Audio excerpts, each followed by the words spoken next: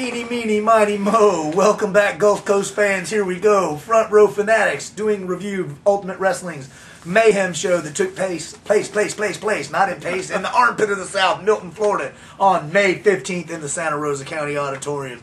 We've covered the first two matches, and with that being said, I'll turn it back over to Mr. Internet. All right, when we last left off, Justin Stone had come to the ring to make the save for his tag team partner, the Amish Assassin. So, since Justin Stone was already in the ring, we went on with our third match, and it was the Party Gras, Justin Stone, taking on Lenny Scootermeyer, who, has yet to win a match, but has come on as of late. He's been conditioning himself, he's looking good, he's got that good cardio, good build, and this was actually a pretty good match. But in the end, it was the Party Gras, Justin Stone, Party Valley Driver, boom, 1, 2, 3. And at the end of the match, they both shook hands, showing that mutual respect. Gotta love that, gotta love that. Some sportsmanship there in the ring between Lenny Scootermeyer and the Party Gras, who's always in a good mood and usually always a good sport unless you do something lascivious or scurvy to him, and then he kind of gets that evil dark side, which you don't want to see, the dark side. He'll take you down to Bourbon Street. That's quick. right. And they do some weird dark things there in Bourbon Street. So, right. Good match. Scootermeyer is continuing to improve. And I see some good things for him in the future. It's just a matter of time before he puts the total package all in one and gets that victory and hopefully starts some winning ways for him here in Ultimate Wrestling. Party Gras, gotta love him. Yeah. Happy-go-lucky, solid guy, good friend. His arms are getting freaking huge, man. Yes, that ain't no joke. He's got the Party Gras guns going No on there, shit. Big Daddy. So, two things in this match. We talking about the Black Wolf. For the longest time, he was sort of on the bottom rung of the Ultimate Wrestling roster. And right. Late last year, he came on strong and now has elevated himself. He has his own legion of fans, the Wolf Pack. And you got to wonder, is this the year Lenny Scootermeyer is going to break out? It just may take one or two things to take you to that next level. Absolutely. And also, Justin Stone has an issue right now with the Bruiserweight Maze. From what I hear, coming up June 5th, they are going to have a match. It was 2 shows ago that Maze choked out Party Gras with those Mardi Gras beads. Right. So I'm looking forward to see. Is he going to take him to Bourbon Street? Who knows?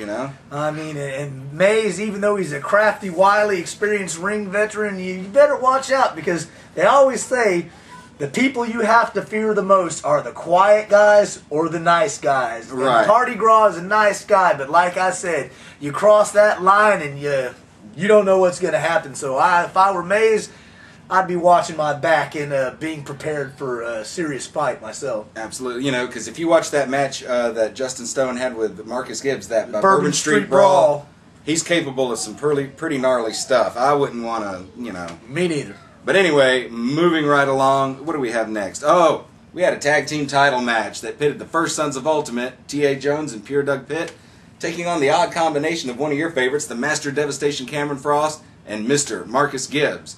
What led up to this odd pairing is in the previous show, Cameron Frost beat Marcus Gibbs in the middle of the ring. Marcus Gibbs said he had respect for him, so they formed an alliance taking a run at the tag team titles. And but in the end, they couldn't do it because Marcus Gibbs low-blowed Doug Pitt. They got disqualified, and Cameron Frost was looking forward to being a Grand Slam champion.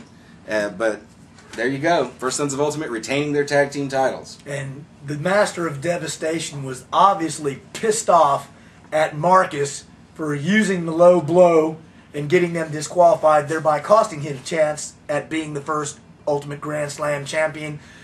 Marcus begged off, saying the old habits die hard, blah, blah, blah, whatever, and then turns around and Pearl Harbors Cameron Frost. Right. And, what can you say? I like Marcus Gibbs. I like the attitude, but, what can you say? And I'm looking for this interesting rematch between the Master of Devastation and Mr. Marcus Gibbs coming up in the near future for Ultimate Wrestling. So, fans, you should be on the lookout for that because you've got the evil, twisted mind of Marcus Gibbs who seems to be sinking further and further into the depths of darkness.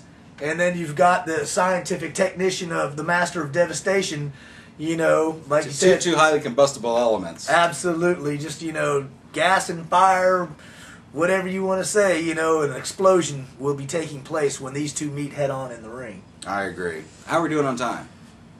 All right, let's move right along.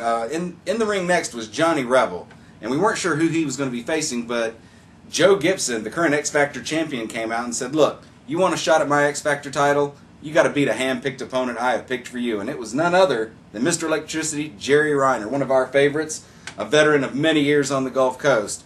And going into this, I was, I thought Jerry Reiner, Shining Wizard, bing, bang, boom, done. But no, Johnny Rebel nailed him with the double-armed lariat and got the win, therefore getting him a title shot against Joe Gibson June 5th. And I don't know if that's really winning or not, but... I hear you. You win the match and then you go get your ass kicked by the brutal one, man. I don't know if that's much of a prize, but I must admit I was totally shocked at Johnny Rebel getting the win over Jerry Reiner. Like you said, you've got all the experience factor for Jerry Reiner, the championships he's held both as a singles competitor all and over the place. Tag team up and down the Gulf Coast in various promotions.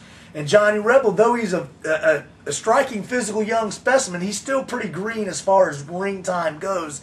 And I was totally shocked. This is twice Johnny Rebel is shocked us. Once beating Bobby Dahl in the winner keeps the robe match. And where is that robe? My God, I still shudder to think of what's happening to the Ultimate Legends robe. And then getting the win over Mr. Electricity. So Johnny Rebel's kind of on a roll, he's another one of the armpit hometown faithful, their favorite sons and all that stuff. But he also had a pretty good showing against Death Row, considering who Death Row is. Absolutely. He took to the offense very quick in the match. Johnny Rebel, I think, has all the drive and determination. It's just that experience factor, and I'm not going to take anything away from him because, he got in there with Death Row, and Death Row, I forget if he broke a rib or what he did, but it wasn't long after he came back. He was right in there with Death Row again, so I got to give it to him for being tenacious and everything else. I think Johnny Rebel would benefit with a manager myself.